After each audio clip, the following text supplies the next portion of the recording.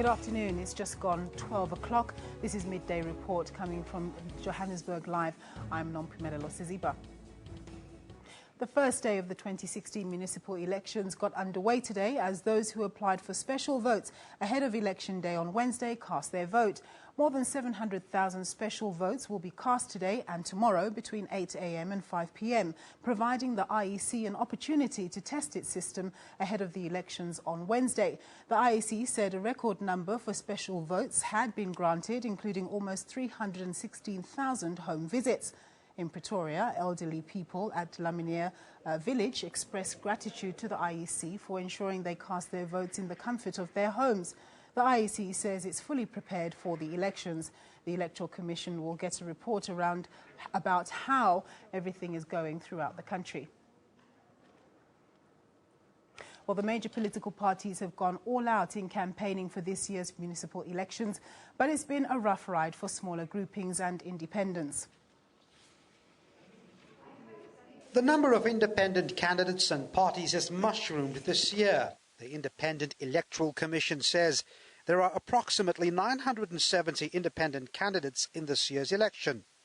Without the funding backing of a major party, this couldn't have been an easy campaign trail. Tembisa-based entrepreneur and brand specialist Bulelani Balabala says it costs money and could be a strain on smaller outfits. Being a startup party, I mean, things like your identity, your brand identity needs to speak out to the people. But more than anything, I mean, you need to then also have your CI manuals developed and a digital campaign strategy. So strategies are some of the things that you'd need to start with. So I think that from a baseline point, you'd probably be looking at a couple of 100,000 just for strategy.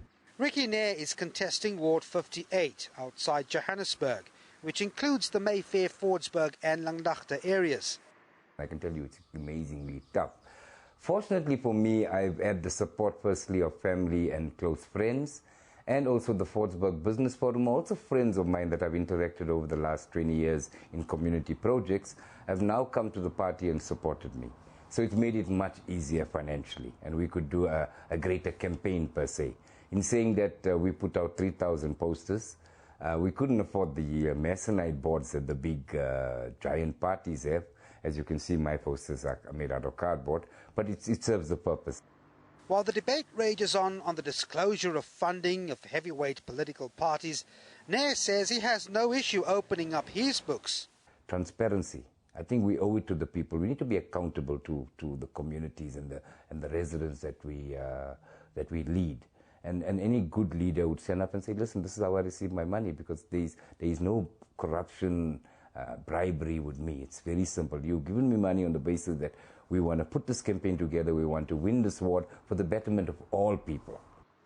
The Johannesburg Metro alone has an unprecedented 34-odd independent candidates contesting this year's local government elections.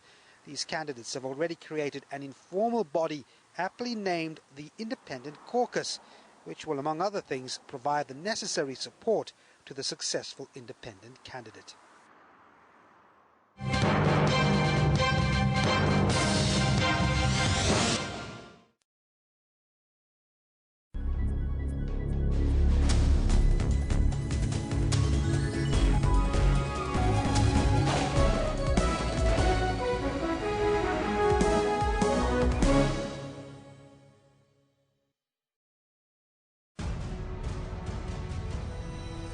We've brought you the elections manifestos. We have taken you on the campaign trails, the rallies and the door-to-door campaigns, and we caught the tension on tape.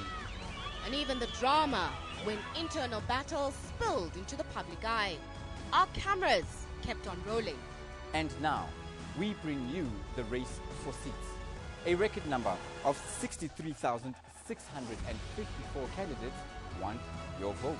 As the numbers trickle in, we'll give you live updates from across the country and from the hotspots. While the police keep a watchful eye, so will Africa. Wherever you are, stay updated. Wherever you are, stay updated. Wherever you are, stay updated. The SABC, the nerve center of South Africa's elections news.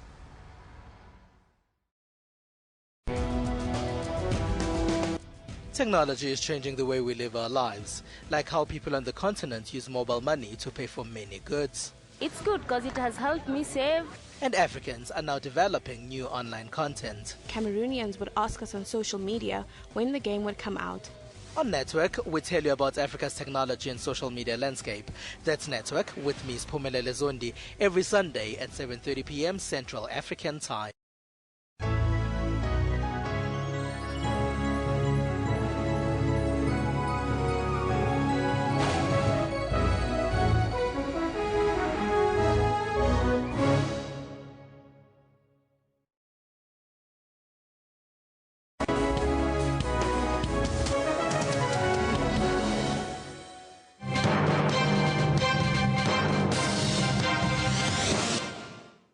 In Vuwani in Limpopo, police and intelligence officials are due to brief the media on the state of readiness for the local government elections in that area. The region was plunged into chaos in May after residents went on the rampage, destroying more than 20 schools during violent protests against the incorporation of Vuwani into a new municipality. 4 people were taken in for questioning last night. Specific charges have not been formulated as yet. Security has been stepped up with a large police contingent deployed. There's no special voting taking place today in Vuwani. Limpopo's Provincial Electoral Officer Ngaro Mateta says the Commission decided not to open stations for special voting today in Vuwani and surrounding villages as there are only about 30 people who have registered for special votes. Mateta says the stations will be open tomorrow. Acting Police Commissioner Khumutso Pahlani and Chairperson of the Justice, Crime Prevention and Security Cluster will lead the media briefing. Last Thursday, traditional leaders signed an agreement with government pledging to ensure a conducive environment for free and fair elections. Where police and intelligence officials are due to brief the media in the next hour on the state of readiness for the local government elections in that area, security has been stepped up in and around Vuwani with a large police contingent deployed ahead of voting on Wednesday. So for more on this, we cross to our reporter, Mike Maringa. Good afternoon, Mike. Ahead of the Wednesday's election, what's the mood in Vuwani like? Good afternoon. Look, we were here at around 8 o'clock in the morning. I can safely say that security has been heightened in this part of the country. We have seen a lot of police officers, some coming as far as Northern Cape and Pretoria. We have seen different units from the police service. You're talking of your forensic department, you're talking of public order police. They are here in numbers. They have now left this police station where we are coming to you live from. They have been deployed to all the surrounding villages that were part of the protest. At stake here, Nompu, we are talking about 13 wards that have been incorporated with Malamlele to form a new municipality. You are indeed correct. The acting national commissioner is expected to be here. He has arrived. The chopper landed not long ago, but they did not stay long. It took off immediately after landing. They are now on a flyover. They are checking the aerial view of the affected areas. We are talking about Mashau, we are talking about Feyeboom, Vuwani itself, and Chimbufe. They have left about 20-25 minutes ago. We believe that they are still monitoring the area from the chopper. But what is going to happen when they arrive here is that they are going to have their own briefing at this police station about the readiness of police and also about soldiers. We were reliably informed that soldiers are here. We have seen defense generals who are also part of the cluster. We have been informed that they will be here, but as to what their role is, we are not sure at this stage. We are waiting for that briefing to take place. Immediately after their own briefing, it's then that they will brief media about what's going to happen tomorrow, Wednesday, and going onwards. We must also indicate that we have been making contact with people from around to check if they are prepared to go and vote. There's a mixed feelings. Some are saying that they are indeed prepared to go and vote. There are others who are saying that they are going to stay away. But that will only be seen tomorrow and Wednesday when the polling station open. But as of now, we will be waiting. Police are here in numbers, and we shall see what the acting national commissioner and the defense general will say in this briefing. Back to you, Nompu. Thanks, Mike. You talk about the operational readiness in case anything should happen in Vuwani. But when you're speaking to ordinary people there, what are they saying about, their feeling about the local municipality elections? Look, they have been saying all along that they don't want to be a part of this new municipality. They want to belong to Makado where they were all along. But like I've said, there's a mixed feeling now. There are those who are saying that they were not getting services from the previous municipality. They would want to try and see what this new entity is bringing to them. So there's a mixed feeling. And you see, one thing that we have noticed is that when you are driving around the villages here, you hardly see people on the streets. People are confined to indoors. They are not saying much. It's only 2 or 3 people who are open, who are willing to talk to the media. But majority of the people are staying indoors. So the true reflection of how Vuwani is going to unfold will be seen tomorrow when they start with their special votes, on Wednesday when the actual voting starts. Nompo. Okay, Mike, thanks very much for your time. That was our reporter, Mike Maringa, giving us some insight as to what's happening in Vuwani, where we've seen some protest action, particularly in March. After the break, we'll have some more news for you. Do stay with us.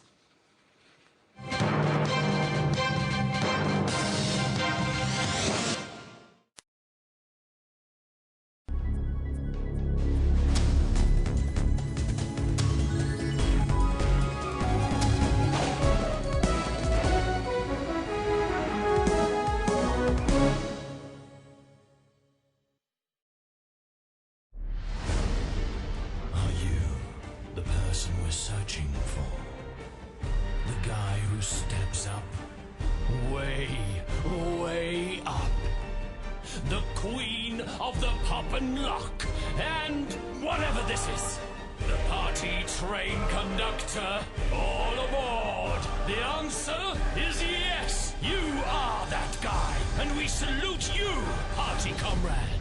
Join the movement online. The cotton field story is being told through patchwork by artists to celebrate the diaspora in America.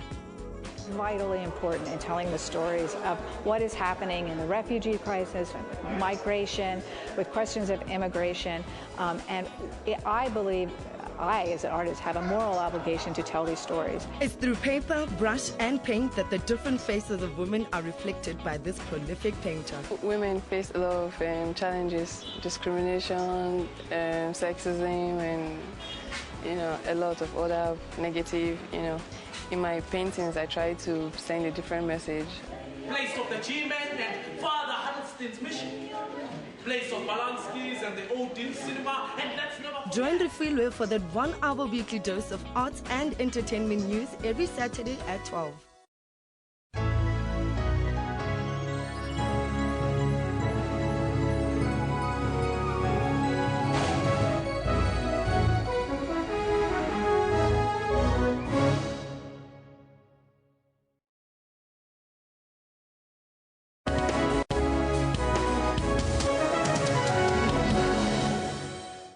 Welcome back. The Zephany Nurse case is continuing in the Western Cape High Court.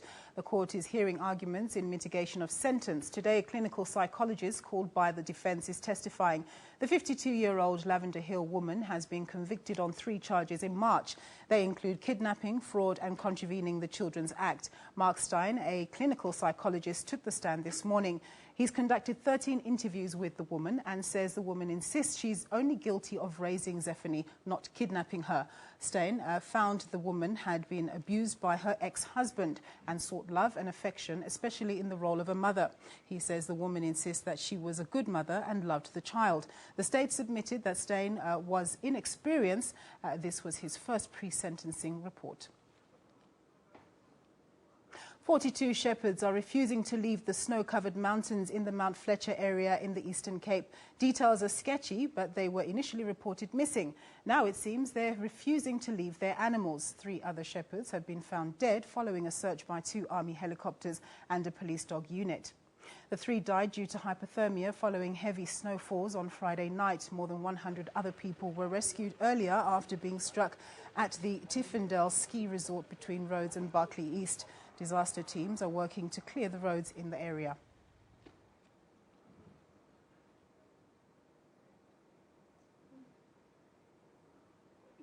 They have some little homesteads, if you like. They are staying there, looking after the herds of cattle.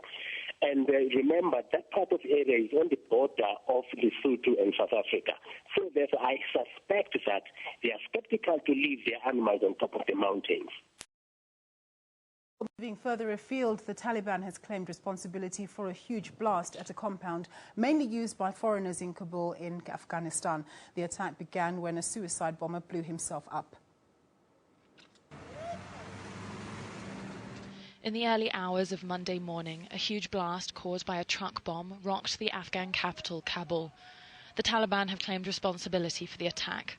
Streets around the site, a secure residential compound for foreign, military and civilian organizations, have been closed off. Details are still emerging, and there has been no immediate word on casualties. The huge bang woke us up. We came out and saw Afghan forces surrounding the area near our homes. I don't know anything more about what has happened. The attack comes around a week after Islamic State claimed responsibility for the deaths of at least 80 people in a suicide blast. 3 hospitals have come under attack as the war rages in Syria. Children in a maternity hospital have not been spared in 3 hospital bombings. A plume of smoke hangs over a hospital in Daraa. It's one of 3 hospitals to come under attack in Syria this week alone. Amateur video, which cannot be independently verified by Reuters, shows the facility broken apart. The Syrian Observatory for Human Rights says 5 people were killed, including a woman and a pharmacist. A child's body is found in the street. This is all that's left of a hospital in Aleppo. It's shut down now after recent Russian airstrikes. In Aleppo, nearly 250,000 civilians have been trapped for weeks inside rebel-held parts of the city. Syrian President Bashar al-Assad's government and its Russian allies have declared a joint humanitarian operation for the besieged parts of Aleppo, dropping leaflets telling fighters to surrender and civilians to leave. The UN has raised misgivings about the plan. U.S. officials suggest it may be an attempt to depopulate the city, the most important opposition stronghold in the country. Nearly 1,000 migrants trying to make their way to Europe have been rescued in the Mediterranean. The Italian Coast Guard yesterday released video footage of the rescue from a boat that was adrift in the Strait of Sicily. The operation was one of 8 that took place over the weekend. No details of the migrants' origin were immediately available, although the majority of migrants arriving in Italy come from Africa. Italy remains on the front line of a migrant crisis, now in its 3rd year, with more than 400,000 migrants arriving by boat since the beginning of 2014. Tens of thousands of Congolese opposition supporters marched in the capital, Kinshasa, demanding President Joseph Kabila step down at the end of his mandate. Kabila has been in power since his father's assassination in 2001. He's under pressure, both domestically and from world powers, to step aside and hold elections to choose a successor. His government argues that logistical problems are likely to delay the poll. His supporters have frequently floated the idea of a referendum, scrapping term limits so he can run again. Opponents suspect he's simply trying to cling on to power. A look at your business news after the break.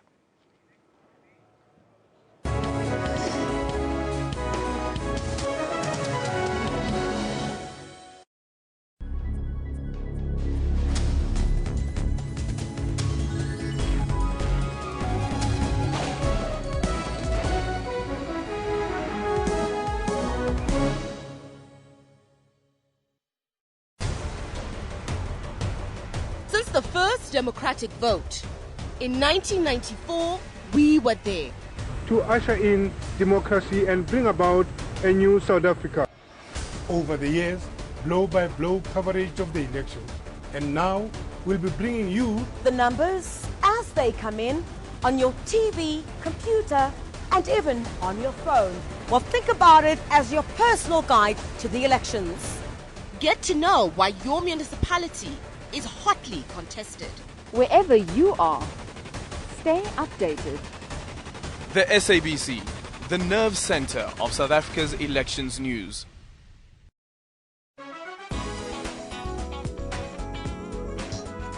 set is a film about an Indian man who falls in love with a white girl during apartheid and the struggles that they face in order to be together. The movie is set in the 1970s when interracial relationships were illegal. You are the most beautiful woman I've ever seen in real life. Take a journey of love with Mo and Pindi. Take your life and put it in somebody's hands. And it's not a cowardly act to do. We kind of knew that it is taking a risk having a relationship with anyone. Fashion is a reflection of beauty in clothes. What motivates me to be a designer is because I like fashion and art. Join your host Rufulo Mula for that 1 hour weekly dose of arts and entertainment news.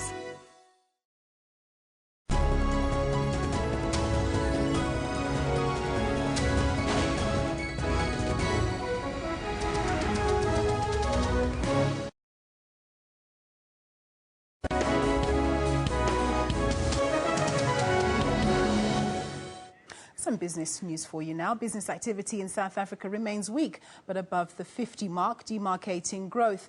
This is according to the latest Barclays Purchasing Managers Index out today. It fell by 1.2 index points to 52.5 in July. This drop was mainly driven by a 4.8 drop in the business activity index to 49.5.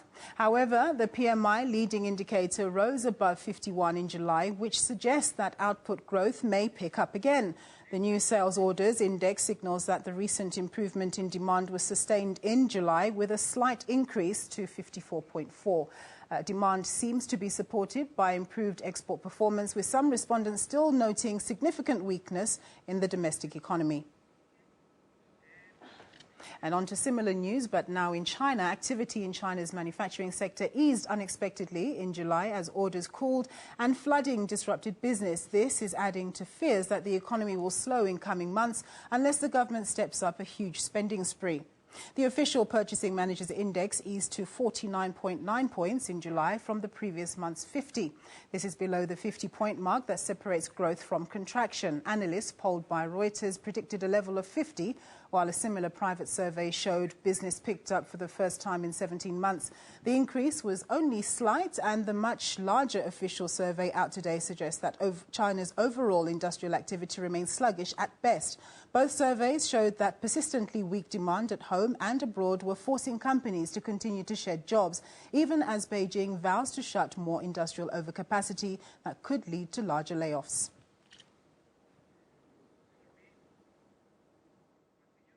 Manufacturing growth across the Eurozone eased in July, and signs of a sharper slowdown outside powerhouse Germany may add to calls for the European Central Bank to loosen policy again. Markets Purchasing Managers Index for the bloc fell to 52 in July from 52.8. German manufacturing activity continued in the green in July. It suggests that this sector of Europe's largest economy had a good start to the third quarter. Markets PMI eased to 53.8 from 54.5 in June, remaining well above the 50 mark, but UK manufacturing sank to a 3-year low in July. With the ink barely dry on its bailout plan, Italian bank Monte dei Paschi di Siena faces the massive task convincing investors to back a third recapitalization in as many years. This is to try to avert a banking crisis that would send shockwaves across the Eurozone. The world's oldest bank has unveiled a private sector back-to-rescue blueprint. It came just hours before the lender emerged as the worst performer in the EU. Stress tests that showed its capital would be entirely wiped out in a severe economic downturn. The plan aims to clean up the bank's balance sheet once and for all. The two-pronged rescue scheme hinges on Monte dei Paschi's raising €5 billion in a cash call to be completed by the end of the year. The second prong is the sale of €9.2 billion of bad loans via a mammoth securitization. This is the process of taking illiquid assets and, through financial engineering, transforming them into a security. Fuel price cuts by the state-run Indian Oil Corporation have been hailed by people across the country. It's the third reduction in rates in the month of July. The price of petrol and diesel was last revised on the 15th of July. The revised prices are effective from today.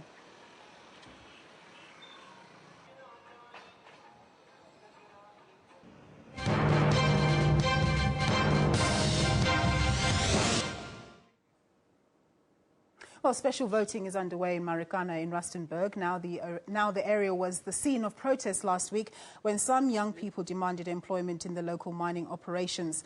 Dozens were arrested. Well, let's join our reporter Silo Tatai, who is in Marikana for us. Thank you very much for joining us, Silo. Can you just tell us what the environment is like there at the moment? Well, it's fairly calm here, and as we were moving around Marikana, we started seeing a heavy police contingent which is deployed here to try and contain and avert or deter any form of violence that might erupt here. We are told that 38 people were arrested just this past weekend, and they've been charged with public violence and also malicious damage to property. The issue in contention here is that a group of young people who reside here in Marikana have got an issue with the fact that they are saying, Lonmin has not been coming forth in terms of availing job opportunities for locals here. And they are saying that government has failed to hold mining companies like Lonmin accountable in their failure to promote and adhere to the dictates of the mining charter, such as your corporate social investment and social labor plan. But previously, when we spoke to Lonmin, they indicated that they have just shared about 6,000 jobs through voluntary severance packages, and as a result, they cannot employ people on a massive scale. Just tell us, given the backdrop that you've just given us, what's the sort of environment like in terms of, now we know that there's special voting going on in Marikana and it's in the lead up to the main elections on Wednesday. What is the mood there? How are people feeling? Are they eager to go out and vote?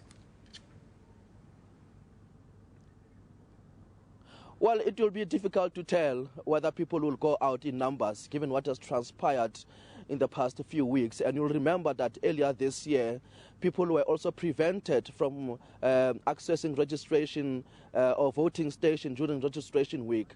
All of those factors have had a certain bearing on how these elections will proceed going forward. But what we have managed to pick from the IEC is that they will continue with the special votes as planned. And like I mentioned earlier on, they will be relying heavily so on the police to contain the situation and to see to it that election processes are not hampered with or are not hindered with by that disgruntled group.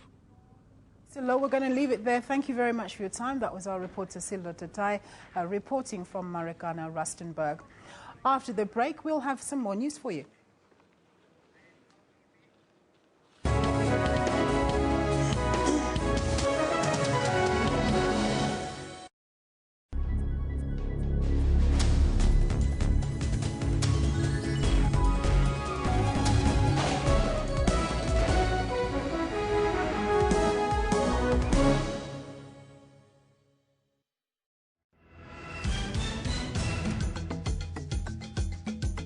Good afternoon, you're with the news at 1. Welcome to Lunchtime News Amplified. Selection of political parties by means of a lucky draw has been a common practice for the past 22 years.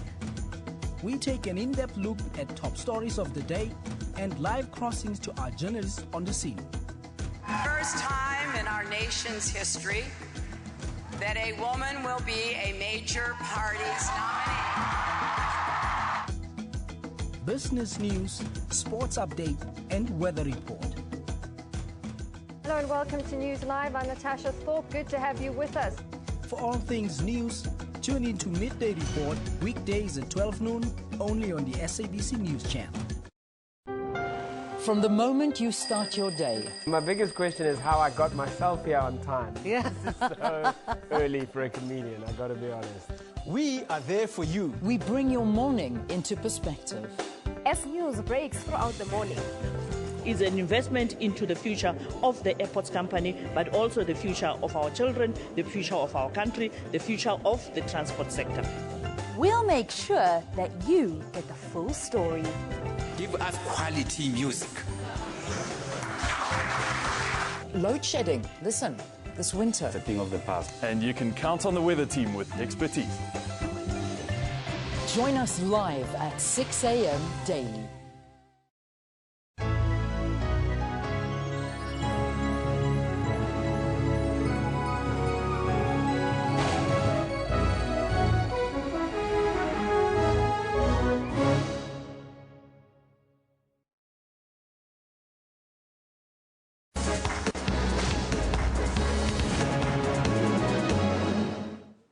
American Jimmy Walker has won his first major golf title. He did it with a wire-to-wire victory in the USPGA, played in very wet conditions at the Baltusrol in New Jersey. The best South African was Brandon Grace, who finished tied for fourth. Second hole. Henrik Stenson, after his British Open win, was always a contender, but he didn't manage to get it together in the final round. Most of the field played 36 holes on Sunday, but Stenson couldn't take advantage of the softened conditions. The young guns were also never really contenders. Rory McIlroy and Dustin Johnson missed the cut, while Jordan Spieth was the best of the rest, finishing 13th after two decent closing rounds. Brandon Grace was once again the best South African. Ending on 9 under par, he tied for fourth place. That's his fourth top 5 finish in a major in 2 years. He believes he's capable of closing one out in the near future. This year, it was all about Walker, a 37-year-old Texan who missed the cut in 4 of his last 8 tournaments. But here he managed to get out of trouble very well to keep his lead. All the time, he had Jason Day, world #1 and the defending champion, playing just ahead of him. The Australian eagled the 18th to put real pressure on Walker, who could see it down the fairway. Day could do nothing but wait as the American held his nerve to drop the par putt, and with 3 birdies on the day matched Day's score, beating him by a stroke. Janet Whitten, SABC News. On to some tennis now. World #1 Novak Djokovic put the disappointment of Wimbledon behind him by winning the Rogers Cup tennis tournament in Toronto. Djokovic defeated Japan's Kei Nishikori 6-3, 7-5 in the final, ahead of his participation at the Rio Olympic Games, where he hopes to win his first Olympic gold medal. Playing his first tournament since an upset third-round loss to Sam Kerry at Wimbledon, the 29-year-old won the opening set in just over 30 minutes. The final stage of the second set was a back-and-forth affair, and Djokovic had to dig deep. He completed a straight sets victory for his 30th ATP World Tour Masters 1000 title. I raised the level of my game as the tournament went on, and best two performances came at the right time last night in semis, today in finals. I'm just very pleased with the way I've played and with the way I feel, so hopefully I can carry that in Rio. The Serb has 12 Grand Slam titles to his name, including this year's French Open and Australian Open titles, but is yet to win an Olympic Games medal. Britain's Andy Murray, Swiss Roger Federer and Rafael Nadal of Spain are among the top players who've won Olympic Games medals. Meanwhile, 5th seed Simona Halep of Romania beat American Madison Keys 7-6, 6-3 to win the Rogers Cup to claim her 14th WTA title. Halep won the first 6 points of the second set on her way to a 3rd WTA title this year. She served out to seal the win in 1 hour 16 minutes after the 21-year-old American dumped a forehand into the net. Pacing Kato, SABC News.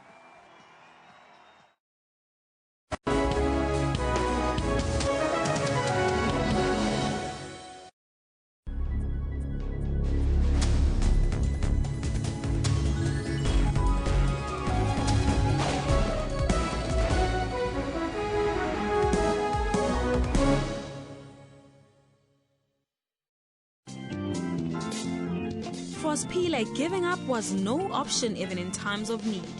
If it wasn't for the opportunity that was given to me by the taxi owner, late Mr. Sibego, maybe I wouldn't be where I am. The taxi industry is also occupied by people with a vision. There are quite a few taxi drivers with at least matric, and they had a next door neighbor who owned taxis, and they asked him for a job.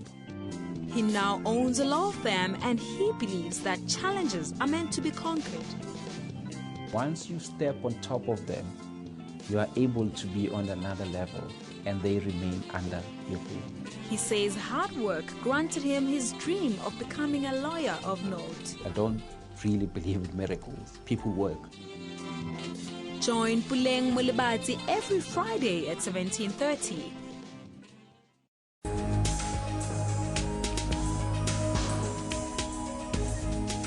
Now, this is Trends, of course, your one-stop serving of all that's juicy and trending in the world of entertainment and showbiz. My name, of course, is Refill Wemulov. I'm Dr. Sello Mutaung, and this is Our Talk. A very good morning and welcome to Media Monitor. I'm your host, Alicia Jali. My name is Dumile Matez.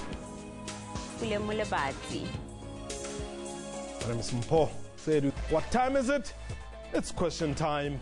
For your daily dose of current affairs, tune in to the SABC News Channel.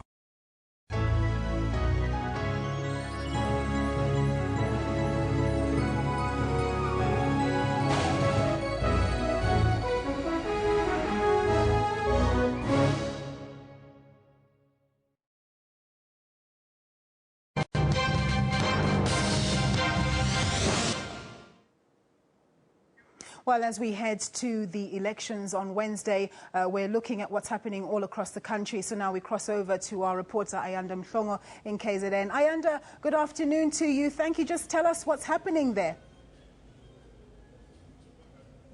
A very good afternoon to you and welcome from the Durban International Convention Centre, the base for the IEC's Results Operating Centre, or the ROC as we'll call it, and it's here where this week we'll be bringing you all the latest election news from the province of KwaZulu.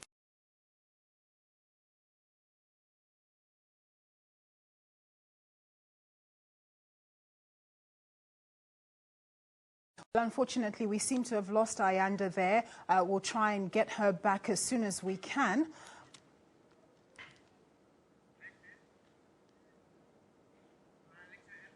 Okay, we're going to have a quick break and hopefully get back to Ayanda.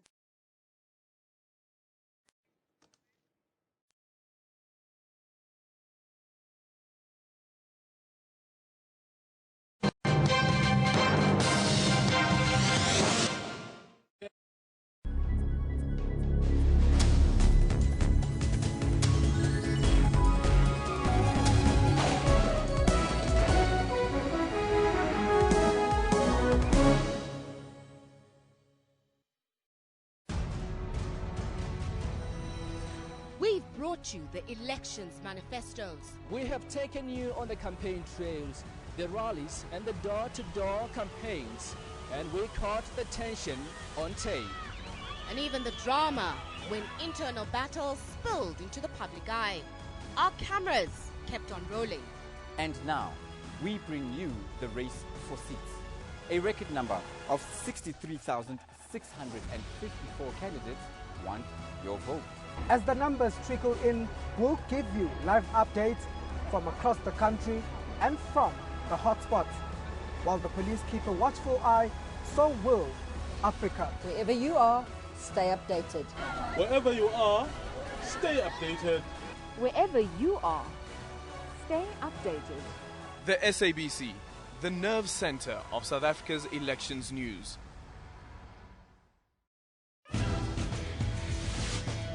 Innovators all over Africa are using technology to solve the continent's problems.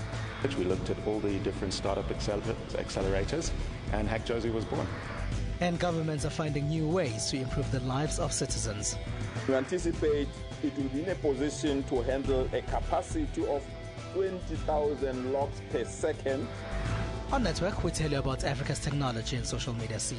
That's Network with Ms. Pumela Zondi every Sunday at 7:30 p.m. Central African Time. Since the first democratic vote in 1994, we were there. To usher in democracy and bring about a new South Africa. Over the years, blow-by-blow coverage of the election. And now, we'll be bringing you the numbers as they come in on your TV, computer, and even on your phone. Well, think about it as your personal guide to the elections. Get to know why your municipality is hotly contested. Wherever you are, stay updated. The SABC, the nerve center of South Africa's elections news.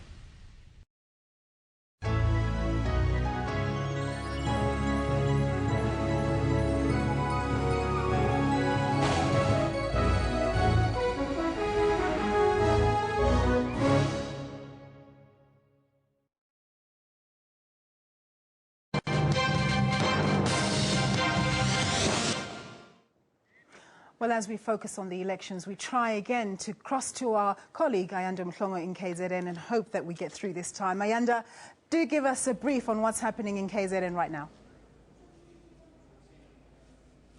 Good afternoon to you from the Durban International Convention Centre.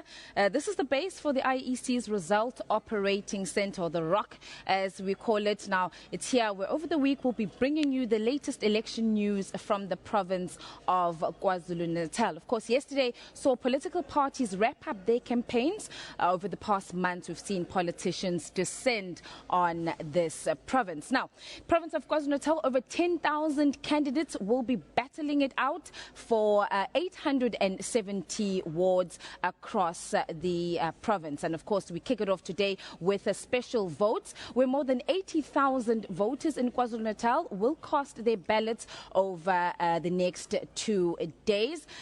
This special voting process, of course, will provide the IEC with a good dry run and a systems check. And we'll be speaking to the IEC's operational manager, Ntomfuthi Masinga. Now, my colleagues will be, of course, have been deployed across the province of KwaZulu-Natal, ensuring that we bring you a comprehensive coverage of these elections. And joining me now is my colleague in Newcastle, Mlondi Hadebe.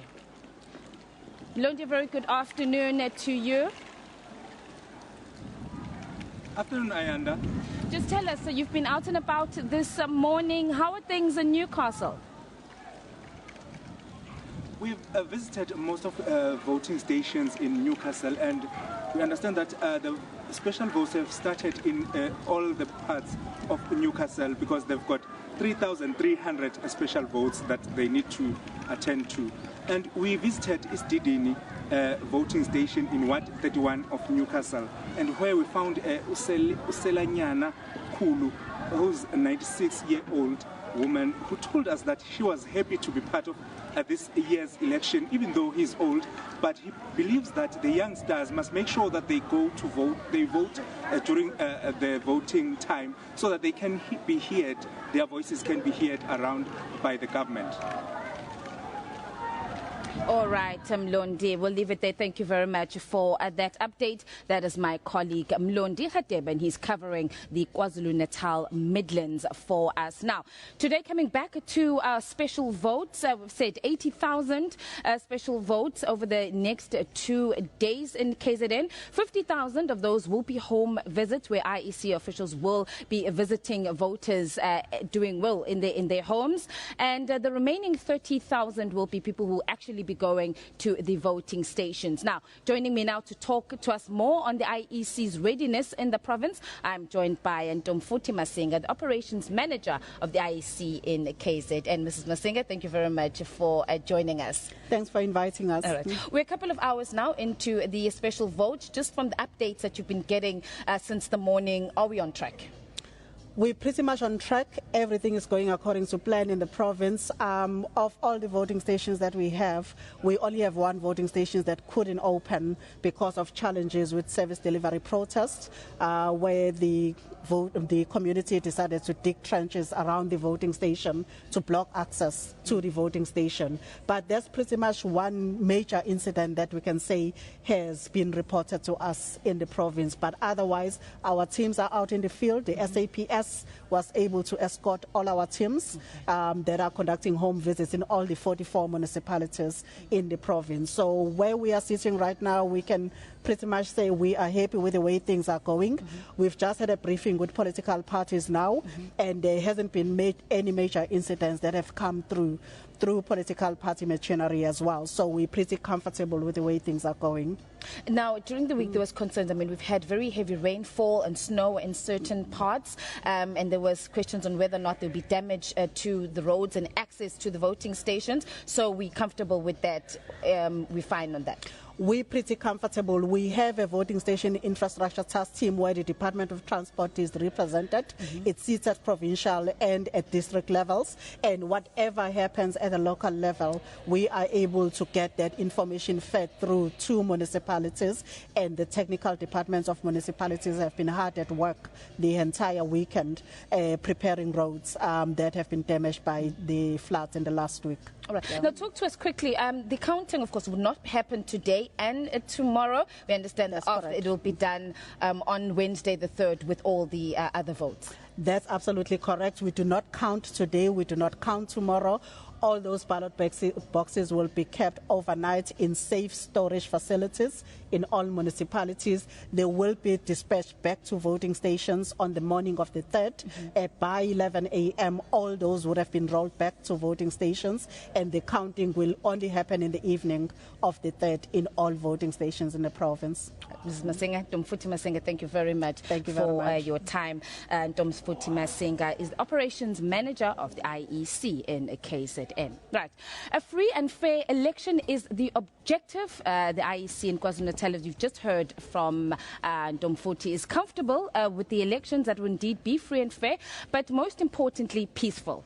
And like all elections, security plays a critical role in ensuring that there's stability and voters can access, or voters rather, can cast their votes in a safe and conducive environment. Now, she just spoke about today, mentioning that SAPS has been accompanying all the electoral teams that have been doing the home visits, ensuring that they are safe. Earlier on today, just talking on security, our South African police officers, the men and women in blue, had a send-off. They were deployed from Durban across the province of KwaZulu-Natal. Now, to talk to us more on this and security during these elections, I'm joined by Brigadier J. Naika. Brigadier, thank you very much for joining us. Good afternoon, Ayanda. All right. This morning, Brigadier, send off to our officers, and these are the men and women that will have been entrusted with the responsibility of ensuring that our voters and the electoral staff are safe. Yes, Ayanda. You will find that in the major centres like at Tekwini, we have a high concentration of police officers because of the number of residents in this area, whereas in our rural areas there's much fewer police officers because there's fewer residents there.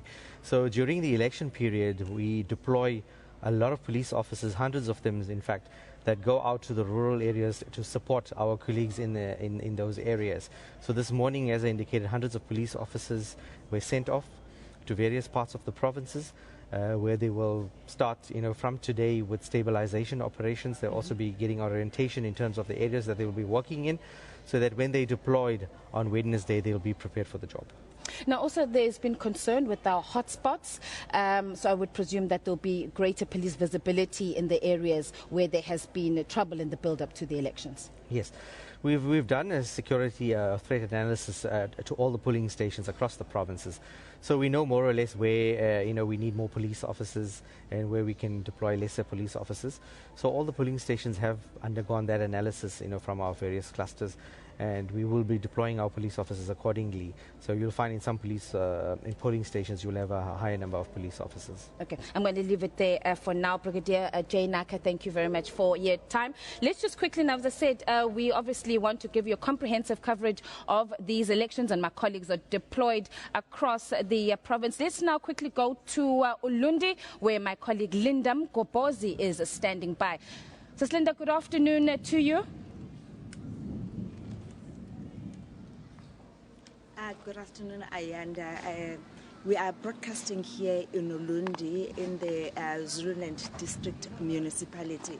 Ayanda, if I may just say, the news we are getting on the ground is that there is a scramble for the NFP vote at the moment. All political parties, we know that the DA is currently meeting with NFP leadership in Dumbe, and we know that in Dumbe and almost everybody there voted an NFP. And we know that in eThekwini and some NFP leaders have joined the ANC, and we know that Inkosi Mangosuthu Buthelezi yesterday called for NFP voters to vote IFP. But we're not going to be talking a lot about that at the moment, and we are here at the IEC in Ulundi. They are the Zululand district. With me, I've got Mr. Mazwi Zungu, who's a regional manager here. Good afternoon to you, Mr. Zungu. All right, we'll leave it there. That was my colleague Linda Mgobozi out in Ulundi, covering the northern parts of KwaZulu-Natal for us. Certainly lots more later on this afternoon, but for now, let's take things back to the studio in Johannesburg. Thanks very much, Ayanda. Yes, they'll have more for us on the KZN area in a little bit later. That's a wrap from us for now, but I'll be back with more news for you at the top of the hour. Take care.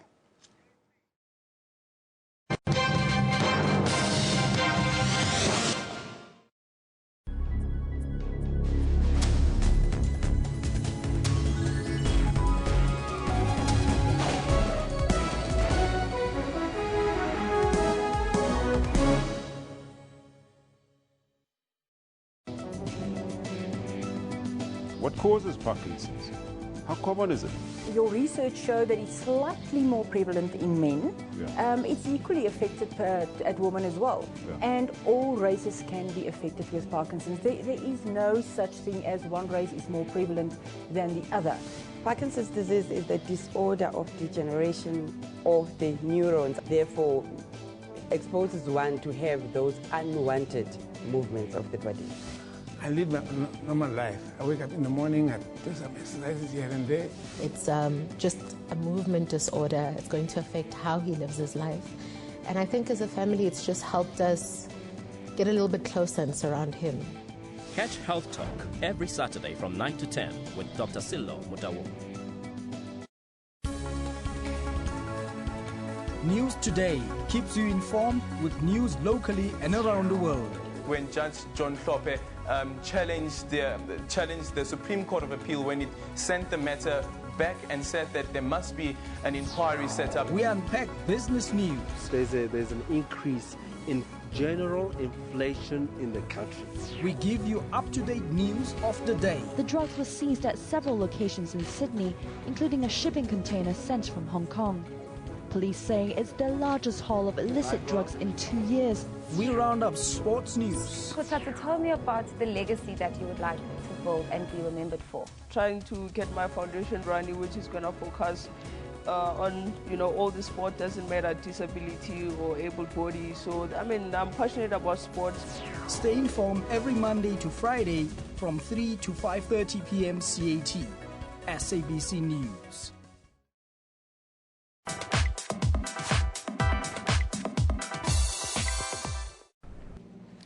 South Africa is renowned for producing artists of the highest caliber who are inspired by our country and all its diversity. The work you see behind me is a work by Isaac Kanyele. He's a Durban-based artist who won the Absa Atelier in 1996. He's currently, besides a practicing artist, a lecturer at Durban University of Technology. Now, what makes Isaac's work so unique is that he is working very much more with traditional items.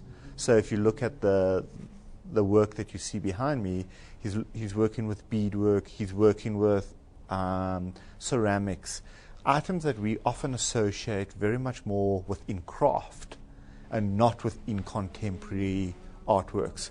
So he's taken these traditional works and he's brought them into a contemporary space.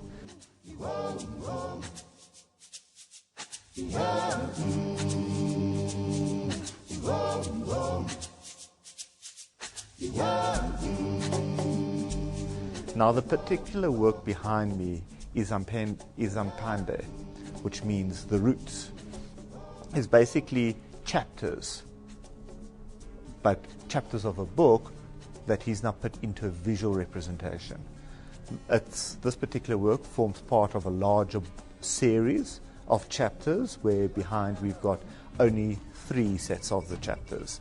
He's looking at one himself, looking at his identity, but also looking at things from a cultural significance, historical significance within South Africa.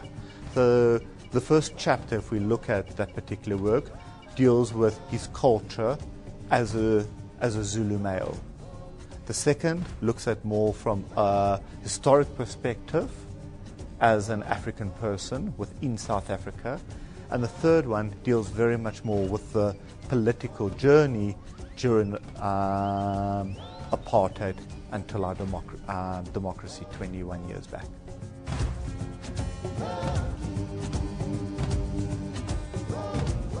The works, the color, he's been very much more consistent in using. You'll see the repetition of color through the works. The colour's not really symbolic from a political perspective or anything like that. But if we really think of African culture, we think of craft, it is often associated with bright colours that come through, particularly if we also think of the Ndebele and so on. So what he's done, he's brought a lot of that cultural significance and the bright colours into his work as well.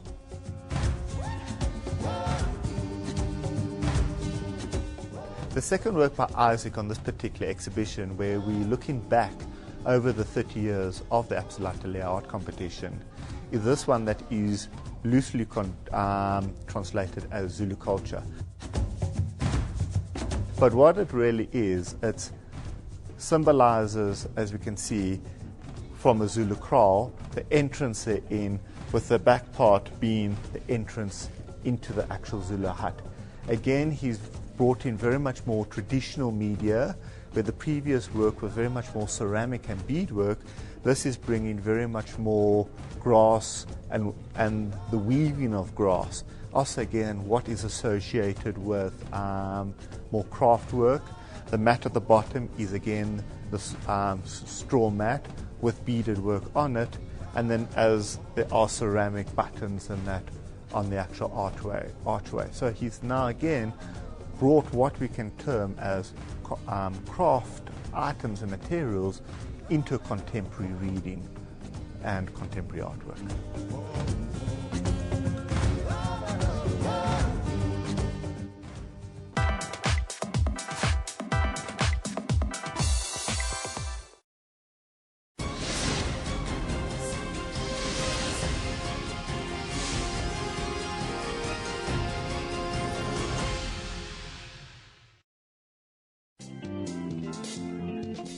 And poverty did not deter Mpumi's success. Being an orphan or coming from poverty or having seen what HIV and AIDS does to a person that you love takes nothing away from you. It means that you are part of a selective few who have had to face a very, very marginalized struggle. Abuse is a lonely journey that needs compassion. I came across as a very confident, ambitious person, but behind that mask was somebody who had serious anxiety problems, a person who had knots in their stomach continuously, a person who could be in company and would feel very lonely. Being away from his birth country did not stop his hunger to succeed. Boxing was the way out. Turning professional would give me an income. That was the solution to the problems I've had for so many years. For more inspiring stories, join Bupulong every Friday at 17:30.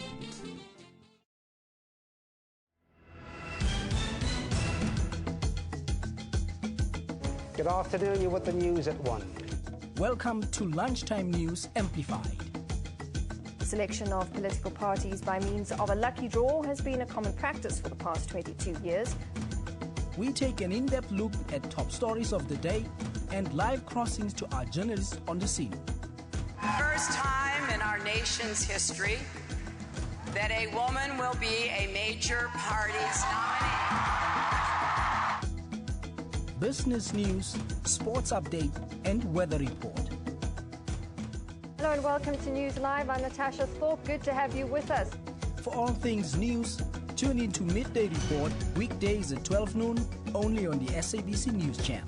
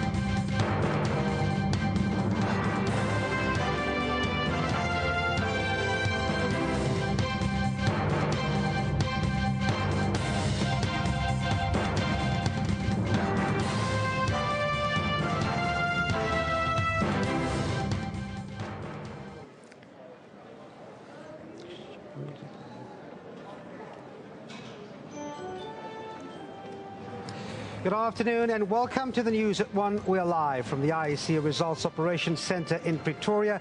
It's a special broadcast on the local government elections. That's right, and we will, of course, be bringing you updates from our studios here at the IEC Centre throughout the week. And we are, of course, expecting a media briefing to get underway soon, which will entail an update on the special votes that got underway today. We are expecting to hear from the Chief Electoral Officer, Mosotho Moepe, who will be briefing who will be giving that media briefing. So we will take you to that as soon as it gets underway. Indeed, once that press briefing gets underway, we'll come back to our IEC Results Centre here in Pretoria. For now, let's cross back to Johannesburg.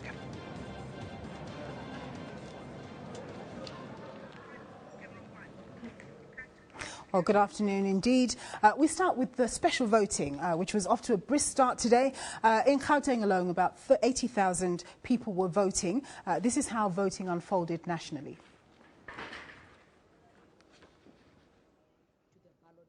Police, IEC officials, emergency services workers, all qualifying for a special vote.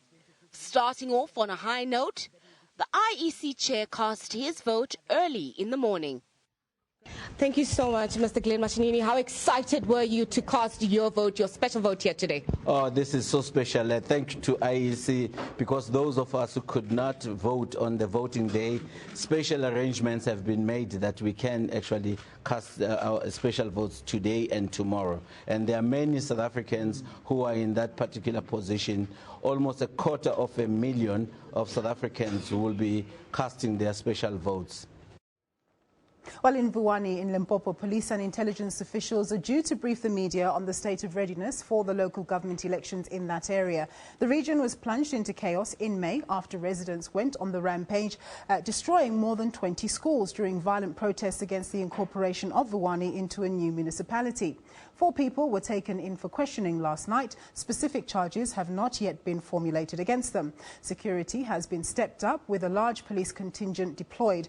There's no special voting taking place in Vuwani today. About 30 people have registered for special votes and the voting stations will be open tomorrow. Some senior members of the SANDF have arrived in the trouble-torn area. They will hold a joint media briefing with the Acting National Police Commissioner Khomotso Phahlane on the area's state of readiness for municipal elections. Police have taken over the volatile Vibum village and other hotspots in the area to ensure that the environment is conducive for voting on Wednesday. The major political parties have gone all out in campaigning for this year's municipal elections, but it's been a rough ride for smaller groupings and independents. The number of independent candidates and parties has mushroomed this year. The Independent Electoral Commission says there are approximately 970 independent candidates in this year's election. Without the funding backing of a major party, this couldn't have been an easy campaign trail. Tembisa-based entrepreneur and brand specialist Bulelani Balabala says it costs money and could be a strain on smaller outfits. Being a startup party, I mean, things like your identity, your brand identity needs to speak out to the people. But more than anything, I mean, you need to then also have your CI manuals developed and a digital campaign strategy. So strategies are some of the things that you'd need to start with. So I think that from a baseline point, you'd probably be looking at a couple of 100,000 just for strategy. Ricky Nair is contesting Ward 58 outside Johannesburg, which includes the Mayfair, Fordsburg and Langlaagte areas. I can tell you it's amazingly tough. Fortunately for me, I've had the support firstly of family and close friends, and also the Fordsburg Business Forum, also friends of mine that I've interacted over the last 20 years in community projects, have now come to the party and supported me. So it's made it much easier financially, and we could do a greater campaign per se. In saying that, we put out 3,000 posters. We couldn't afford the masonite boards that the big giant parties have. As you can see, my posters are made out of cardboard, but it serves the purpose. While the debate rages on the disclosure of funding of heavyweight political parties, Nair says he has no issue opening up his books. Transparency. I think we owe it to the people. We need to be accountable to the communities and the residents that we lead. And any good leader would stand up and say, listen, this is how I receive my money, because there is no corruption, bribery with me. It's very simple. You've given me money on the basis that we want to put this campaign together, we want to win this war for the betterment of all people. The Johannesburg Metro alone has an unprecedented 34-odd independent candidates contesting this year's local government elections. These candidates have already created an informal body aptly named the Independent Caucus, which will, among other things, provide the necessary support to the successful independent candidate. Let's cross over to the IEC in Pretoria, where a media briefing is underway.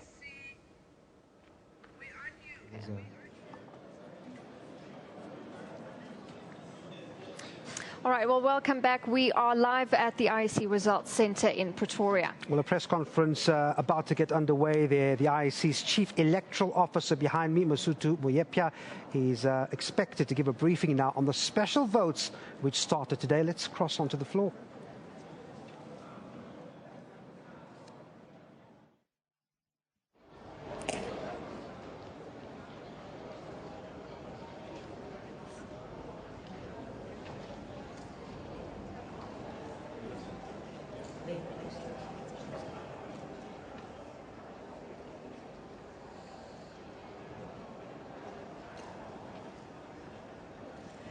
Ladies and gentlemen, good afternoon.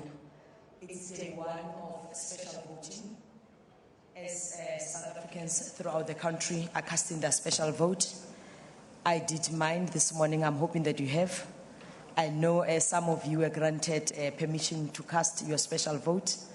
We can already feel the pulse of South Africa as we begin a special voting. We had a fantastic time this morning with the chairperson of the commission when he casted his vote. So it's indeed, elections 2016 have begun. Without much waste of time, let me welcome you to the Rock. This is our first briefing at the National Results Operations Center. I know we're going to spend many, many hours going through a lot of information that is coming through from here to the rest of South Africa. I'm going to allow my boss, the Chief Electoral Officer of the IEC, Mr. Masutu Moyepya, to come and address this press briefing. But before I do that, you can almost see that he's got a serious entourage around him. He's joined by the chairperson of the commission, Ndate Glenn Mashinini. Next to Commissioner Mashinini is Commissioner Love. Next to Commissioner Love is Vice Chairperson of the IEC, Mr. Terry Tsilani. Next to him is the Deputy Chief Electoral Officer, Mr. Saima Mabulo. So definitely it is a full house. You can feel that elections have begun. CEO?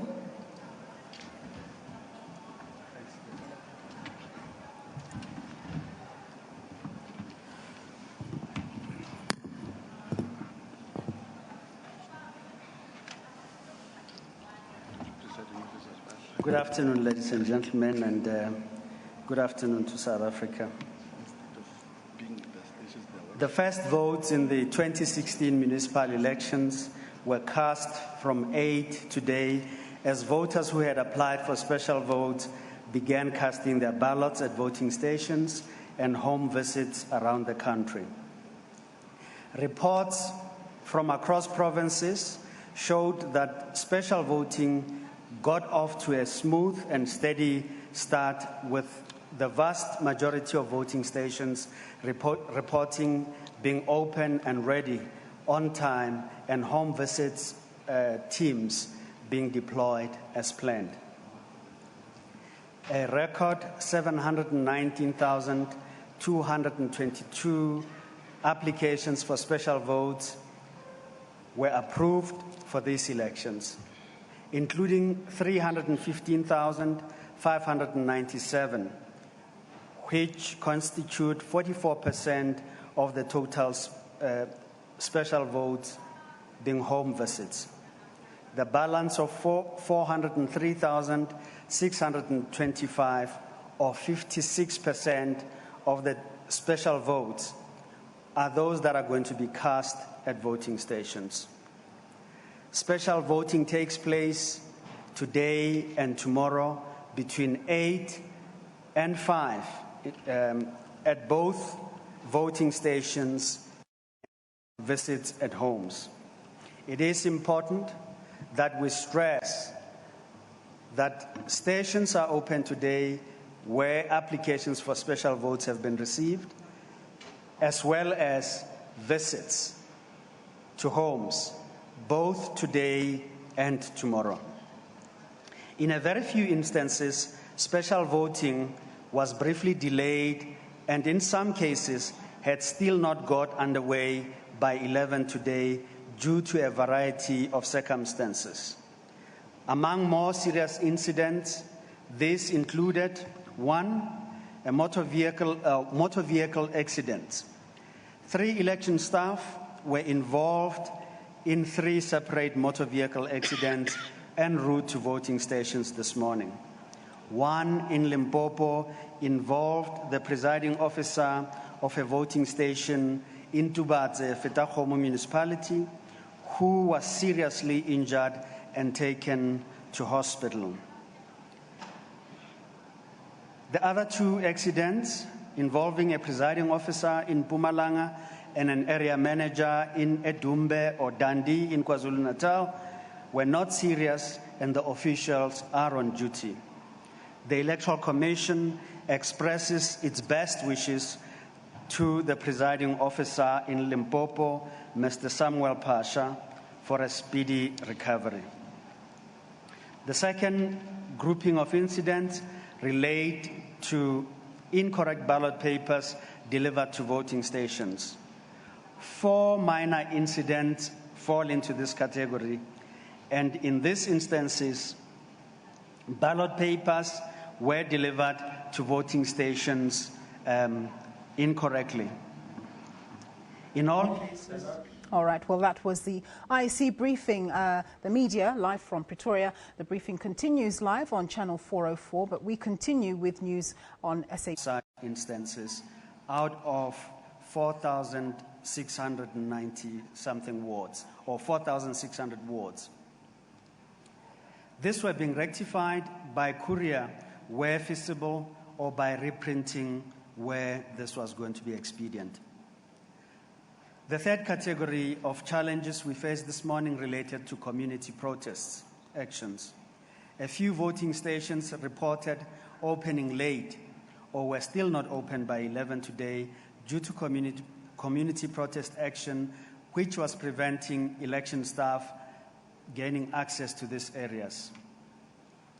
These areas included places where trenches were dug to prevent delivery vehicles and or staff going into those areas.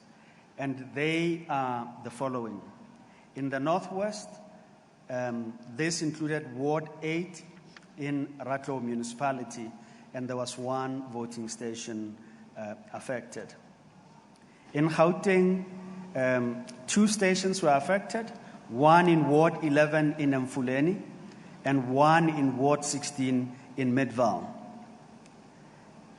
In KwaZulu-Natal, the incident was only in Ward 1 in Umzimkhulu, where there was protest action. And lastly, in the Eastern Cape, we had in Ward 19 of Mbizana, in Ward 6 and Ward 16 of Ntabankulu, a number of voting stations affected there. In Vuwani in Limpopo, voting stations did not open today after the Electoral Commission yesterday decided to postpone special voting until tomorrow due to the small number of applications received in these areas. Only 32 special vote applications had been received, and this will be administered tomorrow very easily. Among the less serious incidents which had delayed the start of special voting in a handful of areas around the country included the heavy overnight rains in the Eastern Cape, which had made some voting stations inaccessible and had affected other voting stations using temporary infrastructure such as tents. Some electoral staff vehicles were stuck in the mud in Elliotdale earlier today and were being towed out by tractors. Given the record scale of the 2016 municipal elections, the Electoral Commission is highly satisfied with the start of special voting and the general start to municipal elections 2016. Besides offering voters who cannot vote at the voting stations on Wednesday an opportunity to participate, special voting also provides the Electoral Commission with an opportunity to identify and resolve any challenges ahead of Election Day on Wednesday. With regards to complaints, the Electoral Commission had earlier today received 28 complaints related to the violation of the Electoral Code of Conduct. Of these, 20 have so far been resolved through a legal process or mediation, and a few were closed down or withdrawn due to the lack of evidence. One case was referred to the Electoral Court, which on Friday disqualified a ward candidate for Ward 7 in Vuwani. Votes cast for this candidate will not count. The remaining 7 cases are under investigation, and it is expected that some of them will be finalized this afternoon. Having said so, ladies and gentlemen, I want to say to you, work is underway and the elections are taking place. Good afternoon to you. Thank you so much, CEO. I'm going to open the floor for questions, and I'm checking if my colleagues are providing the statement that the CEO read, so that you are able to quickly reference any issues that you want clarity on. I'm going to open for the first round of questions so that I can allow the IEC panel just to assist us in getting clarity on some of the matters. Let me take the first round of hands. I've opened the floor for questions.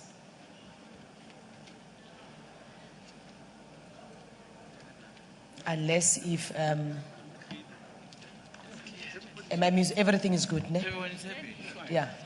No, CEO says he's explained everything. It's crystal clear, clear like rain and sunshine, clear like day and night. All right. Thank you. Thank you. Please introduce yourself, Emapeli. Not yet. Not yet. Not yet, Emapeli. Yeah. Please introduce yourself and tell us where you come from. Good afternoon. It's Karabo Mwepe from News 24. Regarding the candidate that was disqualified in Vuwani, is it not better for the public to be told who he is so that they don't waste voting for a person who's not going to be there? Are we going to release a name, basically? Okay. All right, CEO, you've got it, ne? Yeah. Name of the Vuwani candidate. Another question? Okay, there's a question at the my extreme right.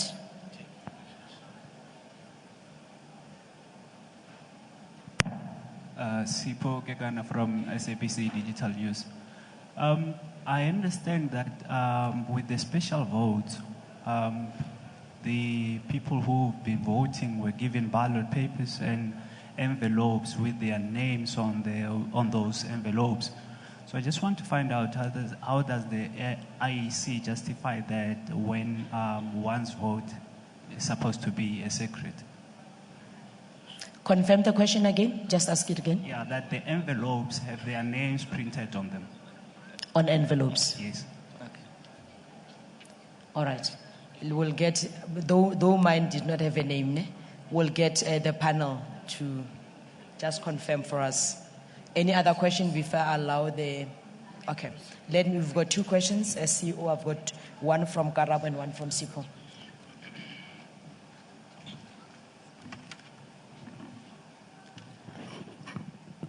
Let me begin with the question from Karabo. The situation with the disqualified candidate, we will communicate with the voters in the affected ward. It'll be clear. But I think it's important to say it is only the ward ballot paper that is affected.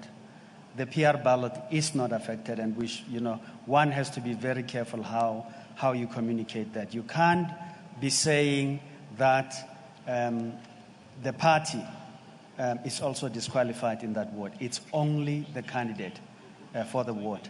The ballot for the PR ballot for the municipality will still count. The second question relates to envelopes. And I think it's important we say this. There are 2 envelopes being used for special votes. We take the ballots, we put them in one envelope, which happens to be the smaller of the 2 envelopes that we use. We seal that envelope. It has no particulars on it. No name of a voter, nothing. The ballots go in there. The second envelope is the one that has the details of the voter, and it is the envelope that contains the one that has already got ballots sealed.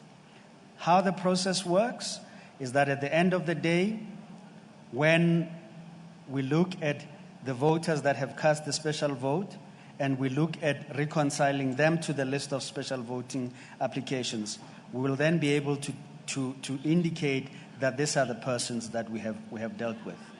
Come the time when the special voting ballots are going to be added to the other ballots in the voting station, there'll be marking of those names of the voters' roll. As they mark them, they remove the top envelope which has the name on, and they take the other one with the ballot into a box. So there is no connection that can be made between a voter and the ballot. I hope it explains to you the distinction.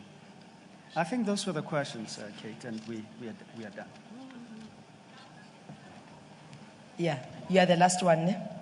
Second round of questions, and then we'll be wrapping up to assist voters who are casting their special vote. I've got one this side, I've got 2 hands this side. All right. Good afternoon, Anton Meyer from Pretoria FM. Just a question on Vuwani. You decided not to open today for the special vote. Can you tell me why you took the decision, and what will happen if the community decides to protest tomorrow and there's no ability for these 32 applicants to cast their special vote? Thank you. All righty. Let's take I saw 2 hands here. Karabo, and somebody behind you. Is there an update on the ballot papers that were stolen in Soweto? Thank you. Okay.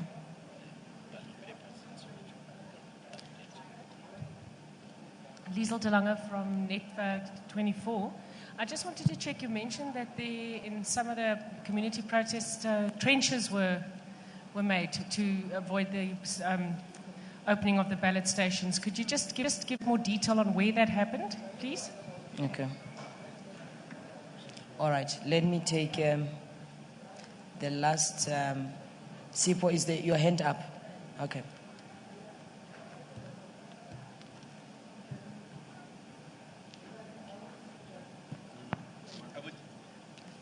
The mic, yeah. Thank you.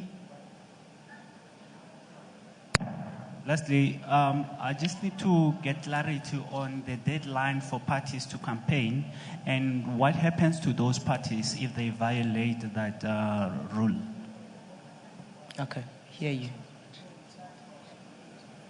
Okay, that's it. CEO, let's...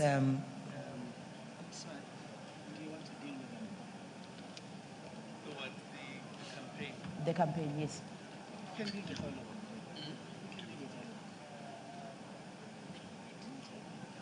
Oh, okay. Let me. Okay. Let me deal with it. Okay, that's fine. Let's deal with Anton. We did indicate that we had 32 special votes applications. We should be able to complete them in 2 hours flat. So we decided it's easier to get them done tomorrow than to open today, have a lull tomorrow, and so on and so forth. And that's easy. The message has been communicated. That's really the arrangement. Nothing sinister at all. That's Vuwani. There would not be a situation where we are unable to deal with them. If we had large numbers to deal with, that would have been a different situation altogether. Then, Karabo, in relation to ballot papers stolen in Soweto, there really is no news. That story is, we've dealt with it. The police have found the ballots, parts of, some of those ballots, and others were burnt in the area. The matter is being dealt with the police accordingly. We are very satisfied that, that situation has been handled well. And we do wish to say, great thanks to the police for the work that they have done. Those ballots, we knew what ballots were affected because of the systems we have put in place. We know where they were destined to. We have made arrangements for replacement ballots, and we are dealing with that situation. In fact, special voting is taking place in both wards 29 and 31, as if nothing had happened. And those ballots will not play any role in these elections. Areas where there was protest actions, I indicated that we have recorded a protest action in Ratlo Municipality in the northwest, in Ward 8. In Mfuleni, we have Ward 11 and Ward 16 in Midval. Those are the two places in Gauteng that we had. In KwaZulu-Natal, it's only Ward 1 in Mzumkulu. And in in the Eastern Cape, it's Ward 19 in Bizana, Ward 6 and Ward 16 in Tabankulu. The rest of the country, ladies and gentlemen, is enjoying special voting day. Thank you very much. Oh, yes. Deadline for, is it campaigning? The law prescribes that the campaigns, the kind of thing that you're talking about, will stop tomorrow at midnight. It is important to note that within the vicinity of the voting station on Wednesday, there is no campaigning allowed. But if people are going to remind somebody at home to say, go and vote and so on and so forth, it's not happening in the vicinity of the voting station. And so there is no problem with it. Sorry? It's a normal violation of the code if it happens, and we'll deal with it in terms of the violation of the code. It will be dealt with by, it's an offense that can be dealt with by the Electoral Court if reported to the court. The Electoral Commission does not play the role of a court in those violations. Thank you very much. Ladies and gentlemen, let me thank you. Day one of special voting. We'll keep in touch. We'll definitely do sideline requests as per the usual. But thank you very much for honoring this afternoon. You've got statement on your hand. It will be posted on our website and will be available to you electronically. So let's keep the good work going. Thank you very much. All right, well, there you have it, the very first briefing of the IEC live from the Results Operating Centre in Pretoria. As we heard there, elections 2016 fully underway with the first day of special voting, which has gotten underway today and which will, of course, carry on tomorrow from 8 to 5 with people casting their special votes. And, of course, behind us we had a full panel there. We're hearing from Chief Electoral Officer of the IEC, Mosotho Moepia, who was saying that it has been a smooth and steady start to these special votes. But Devin, he did say that there were a few incidents of delays and things not getting underway at certain spots. Indeed, and he gave a few examples and reasons as to why those voting stations did not open across the country. Very briefly, he said that some of those stations were delayed. One serious incident involving an accident of a presiding officer in Limpopo. That's one of the reasons why voting was delayed there. And then there were two 2 accidents, which he says was not very serious, but presiding officers injured in KZN. And then, of course, there was an issue with incorrect ballot papers being delivered, and he just referred to the outer covers being correct, but the contents of that bulk was incorrect. That was somewhere around the northwest, I think. And then protests were also one of the reasons why we had some delay in the opening of the voting stations. Trenches, he says, were dug by protesters in the northwest, Ward 8, and then the 2 stations also experiencing protests in Gauteng, Ward 2 and Ward 11 and Ward 16, rather.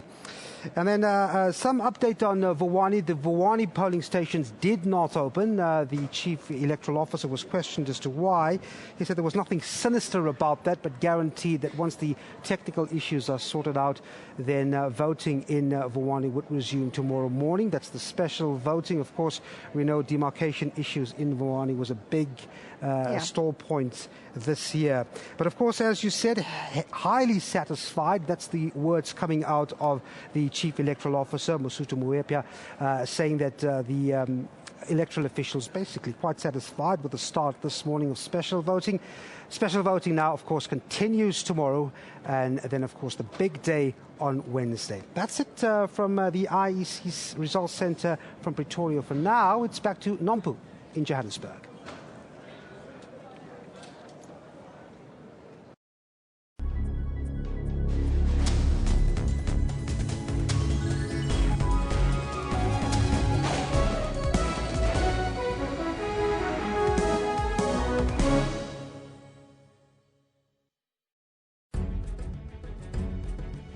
What's wrong with Triple M? What is illegal here? Who is being defrauded here, Trevor?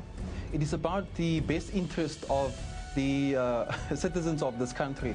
But the citizens are the ones who are playing, who are members or participants in this. If you put in 15,000 rand, after 12 months you get 1.2 million rands. I mean, who wouldn't go for this? Watch Question Time with me, Mpho Tsedu, Monday to Thursday at 5:30 p.m. on the SABC News Channel. Technology is changing the way we live our lives, like how people on the continent use mobile money to pay for many goods. It's good because it has helped me save. And Africans are now developing new online content. Cameroonians would ask us on social media when the game would come out. On Network, we tell you about Africa's technology and social media landscape. That's Network with Ms. Phumelele Zondi every Sunday at 7:30 p.m. Central African Time.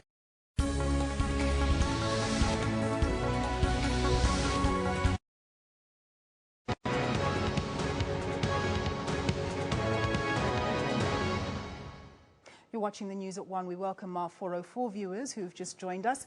Business activity in South Africa remains weak, but above the 50 mark, demarcating growth and contraction. This is according to the latest Barclays Purchasing Managers Index out today. It fell by 1.2 index points to 52.5 in July.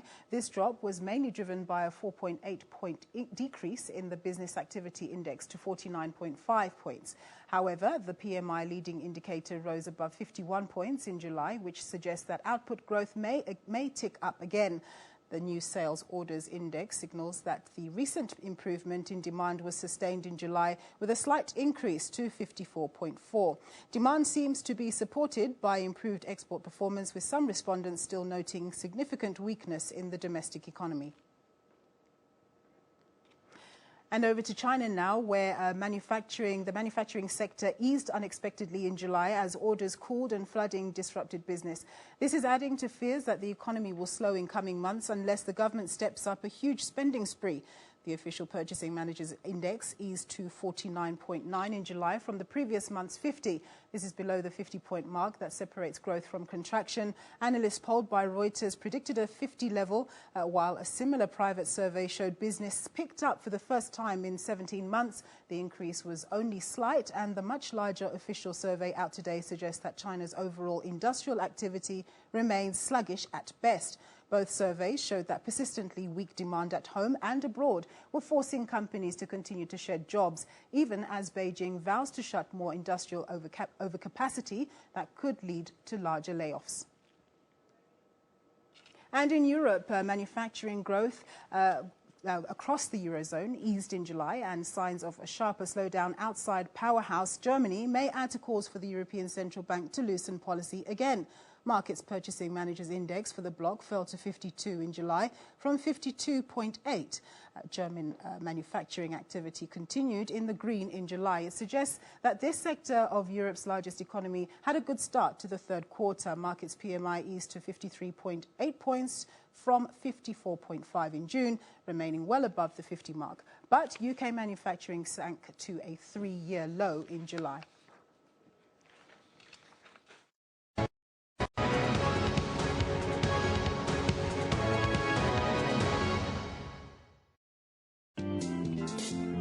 AIDS and poverty did not deter Mpumi's success. Being an orphan or coming from poverty or having seen what HIV and AIDS does to a person that you love takes nothing away from you. It means that you are part of a selective few who have had to face a very, very marginalized struggle. Abuse is a lonely journey that needs compassion. I came across as a very confident, ambitious person, but behind that mask was somebody who had serious anxiety problems, a person who had knots in their stomach continuously, a person who could be in company and would feel very lonely. Being away from his birth country did not stop his hunger to succeed. Boxing was the way out. Turning professional would give me an income. That was the solution to the problems I've had for so many years. For more inspiring stories, join Bupulong every Friday at 17:30.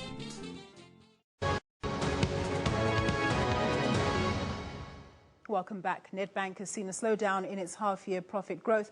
It says its Pan-African associate EcoBank and weak consumption spending locally weighed on earnings. Nedbank owns about 18% of EcoBank. With EcoBank included, earnings per share were up only 1.6%. However, excluding EcoBank, earnings per share would have been 19.7%. The interim dividend per share rose 6.1% to 570 cents.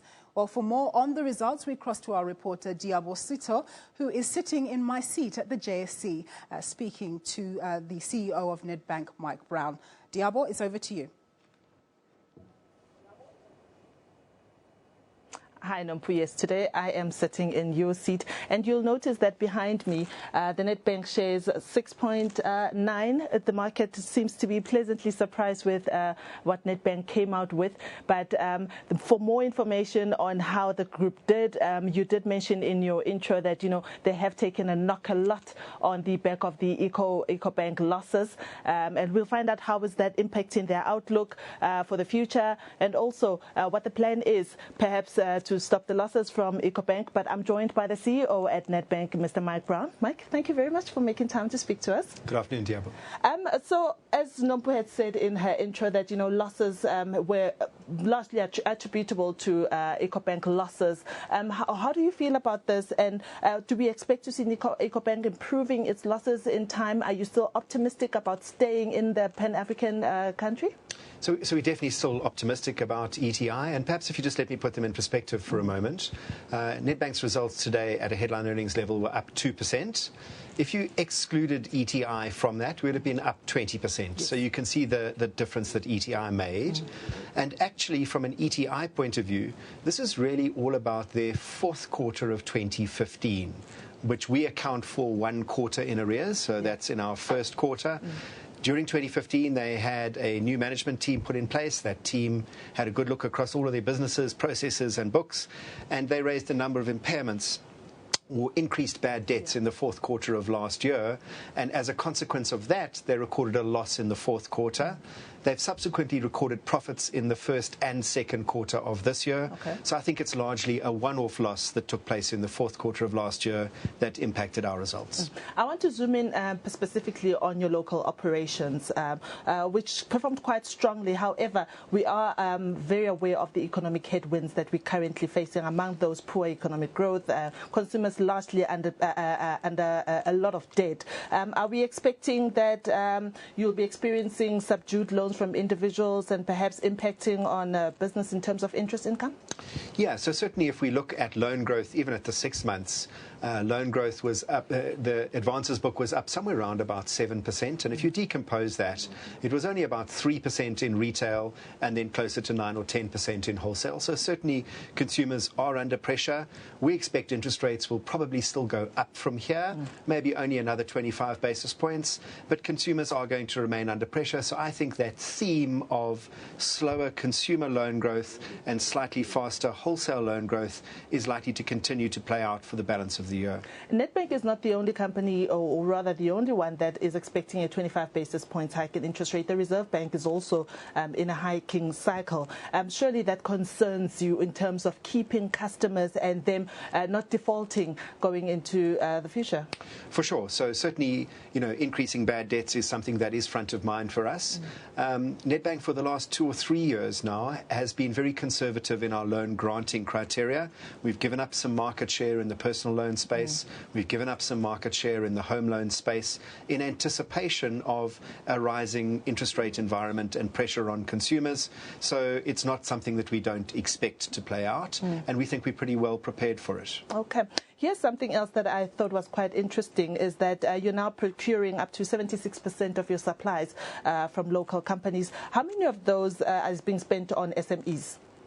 So I can't give you the exact number of SMEs, but we've been very focused on domestic procurement for a number of years. In fact, we've been above 75% for at least the last 2 to 3 years. And we do run a very large SME procurement program, trying to use our procurement power, but also our role as a bank and a lender into the SME environment to develop our SME procurement initiatives. You're spending also a considerable amount of money in renewable energy deals.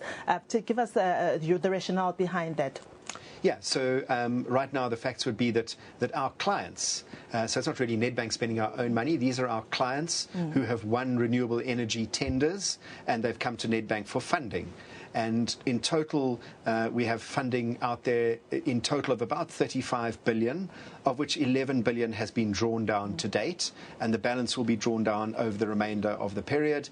And certainly our view is that it is a good banking transaction given the offtake agreements that Eskom signs behind these, but also renewable is a very important part of the overall energy mix in South Africa, and indeed a very important part of us meeting our carbon obligations which the country has signed up to. And as Nedbank, we are the green bank, so for us this is a very important aspect to get more than our fair market share in. Mike, here's the final question that I ask executives that I have the opportunity to interact with. We know that the Reserve Bank has said that 0% growth that is expected for the year. How is Nedbank committing itself to helping grow the economy?